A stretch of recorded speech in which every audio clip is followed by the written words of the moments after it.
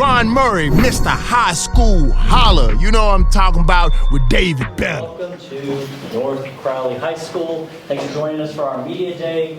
We are so excited to be getting ready to send our North Crowley Panthers down to San Antonio for the 6A Division I State Championship. We've got a big send-off planned tomorrow morning. I know you'll all be hitting the road at 8:30. But before you leave, we want to have an opportunity to hear from the team, hear from Coach Brackle, let members of the media ask questions. We have Star Telegram here, we have K104, we have CBS 11, we have Crowley ISC Media, and so they're here to talk to y'all and learn more about you and your accomplishments and how we can be rooting for you as you go down to state. So I'll hand it over to Coach Brackle, 28th year. 28th. At North Crowley. Yes, sir. He opened up this campus and is the only head varsity boys basketball coach in his tenure, so hand over to Coach Brackle. All right, well, there's no individual things without a team. Okay, so I'd like to take just a second to introduce the entire team to you guys. I'm going to do it numerically so that I don't miss anybody. Ben, if you'll kind of wave everybody. Number 0, Ben Jones. He's a senior for us. We've got number 1 right here, Alex Barther is a senior this year. We've got number 2, Cameron Price, over here on the side, junior for us. We should have number 3, okay, Dontre Granberry. He's a junior this year. Number 4, Ty Harris. He is a junior this year. And then it goes to number 10, Billy Crockett. Okay, Billy is a senior this year. Number 11, Trey Hall right here, senior this year. Number 12, Davin Hicks. He's a junior this year. 14, Amari Hall. He's a junior this year. Number 15, I think everybody knows him after Tuesday night, Tyler Hastings. So he's a senior for us this year. Number 20, we've got Caden Taylor right there. He's a junior for us this year. 21, Jonathan Fox. Jonathan's all the way over there on the side. He's a senior for us this year. 22, Isaac Hayes is a junior this year. And then 33, we jumped to 33, Landon Barnes. And he's a senior for us this year. And that's our North Crowley senior or varsity basketball team. All right, Coach Brackle, we'll open up the floor to questions, but Sure. Let's have you start. Okay. How have the last 48 hours been for you? The last 48 hours have been extremely fast. They've been exciting. I'm so happy for these guys. They've done such an amazing job all year long. I think one of the things that I've consistently talked about was how they have just sacrificed individualism for the team. And, you know, we preach that every year as coaches, that if you'll do this, then this could be the reward at the end. You know, it doesn't always work out that way. But this year, they have made a lot of individual sacrifices, not just in their time and the incredible amount of work that they've put in, okay, but, you know, the individualism maybe in points per game because we've got so many guys that can score it on any given night. Maybe it's, you know, if I was over at this other school, I could be a starter. I could do this. I could do that, okay, but they're right here, and their sacrifices have helped get us to the point where we are today, playing for a state championship on Saturday. Other questions? Coach Brackle, you're Yes, someone, sir. you were able to make it to the mountaintop in 2008. So with that, you know, this team on the cusp of a championship, what have just been the similarities and differences from both squads? That's a great question. I think a lot of the similarities were that, you know, that we all believed from day one. You know, we have goals every year here at North Crowley. We've had the luxury of being so successful. You know, so we're always talking about winning district championships, winning regional championships, and winning state championships. Every year we talk about that. Some years it's just a little bit more doable than others. I mean, and even though you're right there, we knew with this particular group, as we did in 2008, that if we did our work, if everything worked out right for us, that we had a true opportunity to go play for a state championship. And that's been the same way with these. And then on differences, I mean, every team is its own team. Every team is unique. Every team has its own challenges. Every team writes its own story. And this team has definitely written a story. We've had our challenges along the way. We've, you know, busted through every hurdle. And now we've got that opportunity on Saturday. Thank you. Cameron, my question is for you. Are you feeling okay? Because we know you got hurt at the end of that game. Are you healthy and ready to go? Yes. I'm feeling good. Cameron's had several tough assignments in a row on the defensive end of the floor. He a lot of times will draw that toughest guard on our opponents, and we've had several guards in a row that could really score in bunches.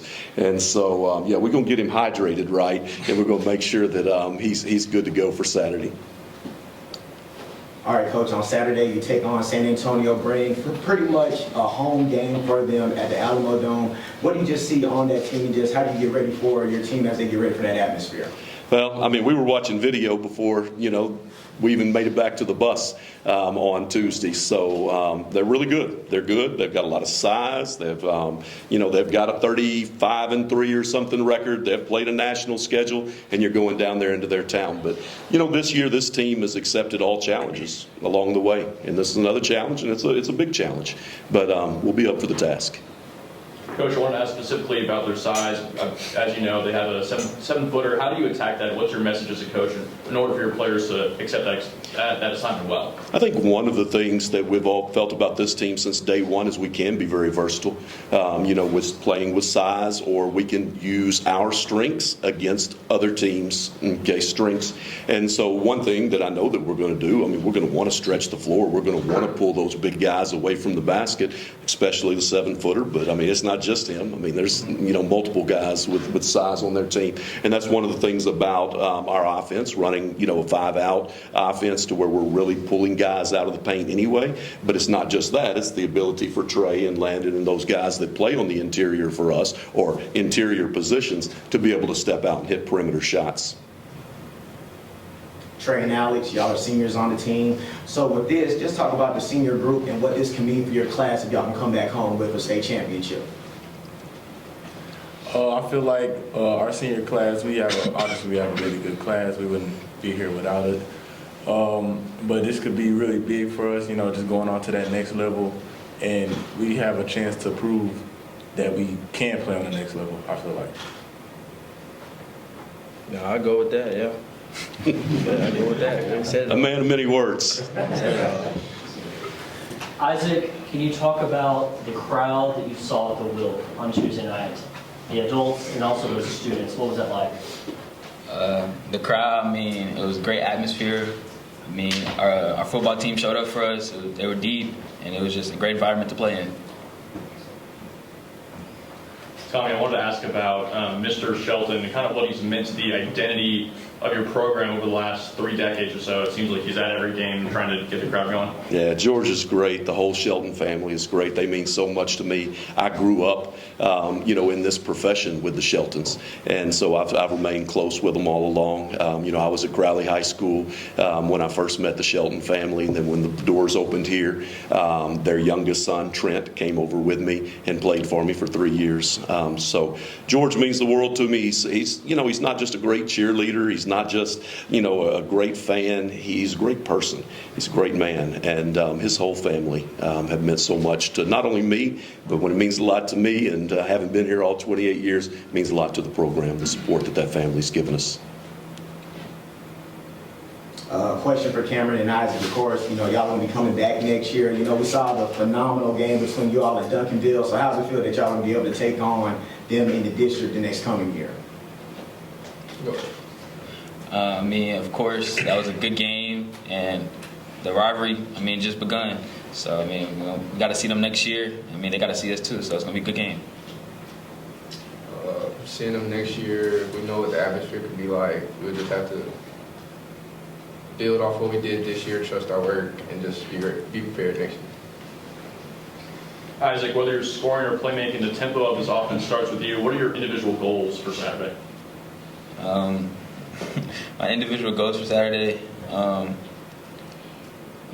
I'd say just get everybody going, get myself going, get my teammates going, and just make sure we score and win the game. Alex, I know a lot of people were talking about the shot that was made, but you got the rebound and made the pass. Talk me through what you saw on that play. You got Fox over there. He tipped the ball out. Yeah, great play by him. I was trying to look for Isaac, get a screen and roll. Then I saw his man jumped on him. Then I got a closeout, and I saw number 15, Tyler, wide open. And, trusted him, especially after those 2 free throws that he missed. I had to just go back to him and trust that he was going to make the shot. And let me clear a couple of things up on that particular night. One, the rule, because there's a lot out there on that. Talking about the opposing coach getting to pick the shooter. Opposing coach didn't pick the shooter. I picked the shooter.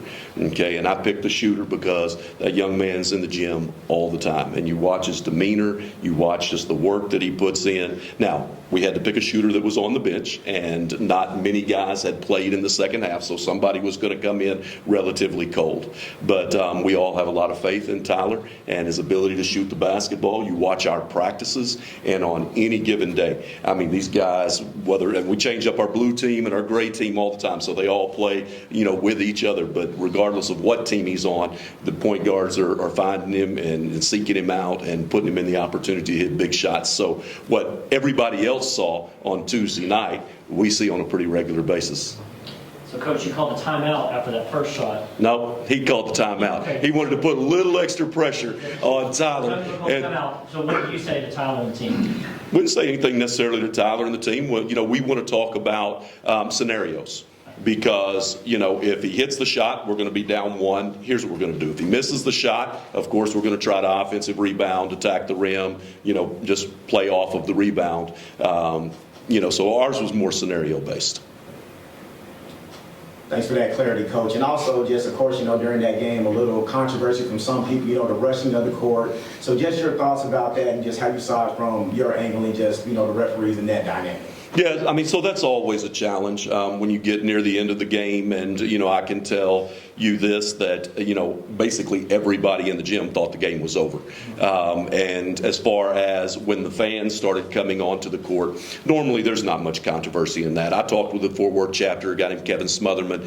He is the rules interpreter for the UIL from the Fort Worth chapter, and he said the way that part of the game was officiated is pretty normal. You're not going to give a technical foul for fans doing something without going back in a verbal warning, from the PA guy or stuff like that. So, it was a situation that I guess could have been handled differently, but not should have been handled differently. I do have one more question. So, of course, you've been here since the beginning. Like you said, you opened the campus. You saw the first football state championship. You won your state championship, and football won a season or so ago with Coach Gates. Now you're on the cusp of your second state championship. How has the growth of North Crowley just been from that time of when you first took the job here? Well, it's changed a lot over the years, but we've always had the mindset within the athletic department of success, and we've always kind of just used the mantra of success builds success. And so you sit there and you watch us making this run and sold out 3 consecutive venues once we got back into the Metroplex. But who's there? It's our football team that's there leading the cheer crew. Like Isaac said, football's going to the playoffs, or they're getting the big North Crowley game. It's nothing for us to go jump on a bus in our travel suits and go to the football game. We want all of our athletic programs showing support for one another and being proud of one another for the accomplishments that we've ever been able to have. Coach, you've had a couple of viral moments lately between the dunk and then Tuesday night, but has there been a moment throughout 34-3 that you've thought, man, this team is special, or we could make a run at it? Other than those 2 moments, has there been something that's come along the way where, a switch flipped or anything like that? Ironically, I don't think the 2 viral moments, are what triggered that, hey, this is the team that could do it. It was all the work that we put in way before those moments. Those were both postseason moments, and Jonathan's dunk, as amazing as it was, it's all over social media everywhere, and ESPN picks it up. All the big brands picked it up. But, heck, he had already had a dunk like that, or pretty close to that, earlier in the year. The shot, like I said, we see Tyler hit that shot every day in practice, and, it was a moment in that moment where, Tyler just missed 2 free throws. I'll tell you what was going through my mind was that, man, this kid's about to have to live with this for the rest of his life. And 8 seconds later, now this kid gets to live with it for the rest of his life. He gets to stick his chest out and say, you know what?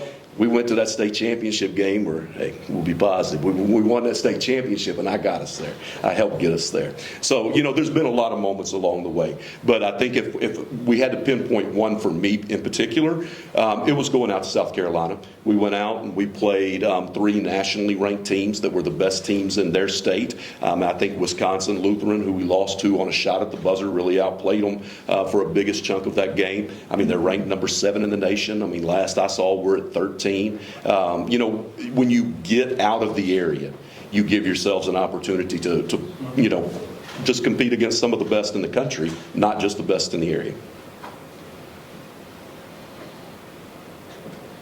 Coach, when you think about getting on that bus tomorrow morning and y'all heading out to state, what's going to be going through y'all's mind, and how are you feeling about getting to compete at the highest level?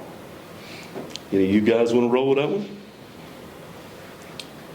How you feeling about jumping on the bus tomorrow?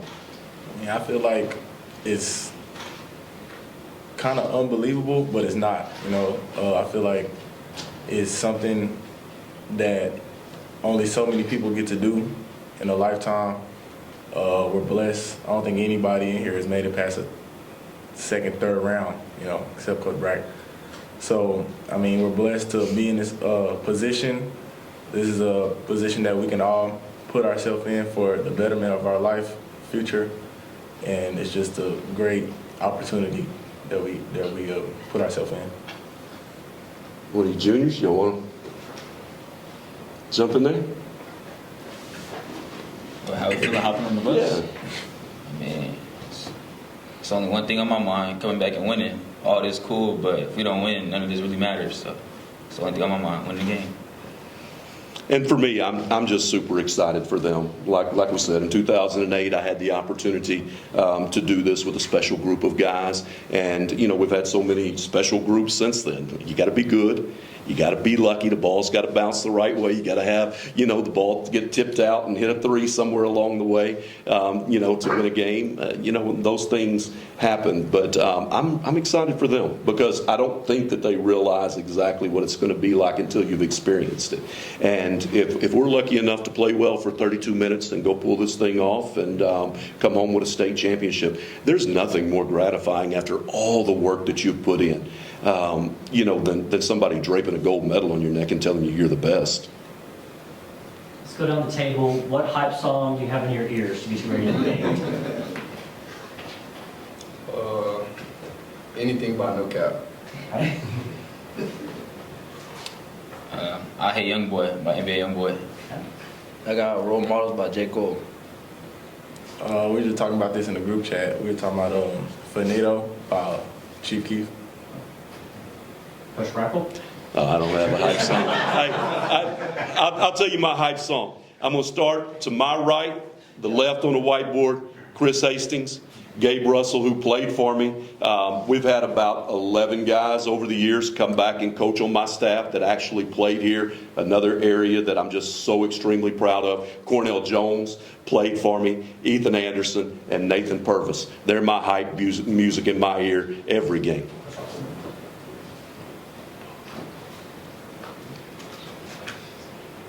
All right, any other questions from media? But I have one more question.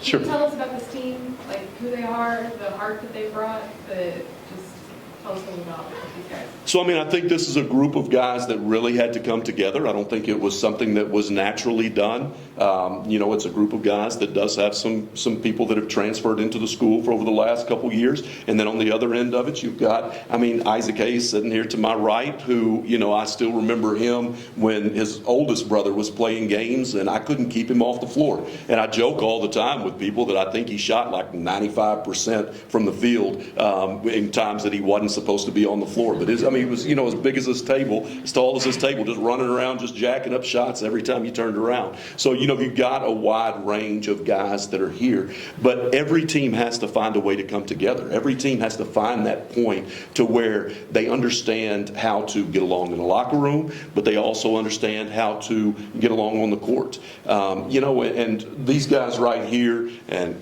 Fox, who's been a starter for us a lot this year, everybody knows our rotation guys. I mean, but it's a team. You know, I mean, the rotation guys get pushed every single day by, you know, the other guys that are in practice pushing them, or, you know, I mean, there's just so much that goes into the team chemistry piece. And, you know, we've gotten to the point where that's where we are right now, is a team with really good chemistry that pulls for one another and that go down, and we've got a job to do together.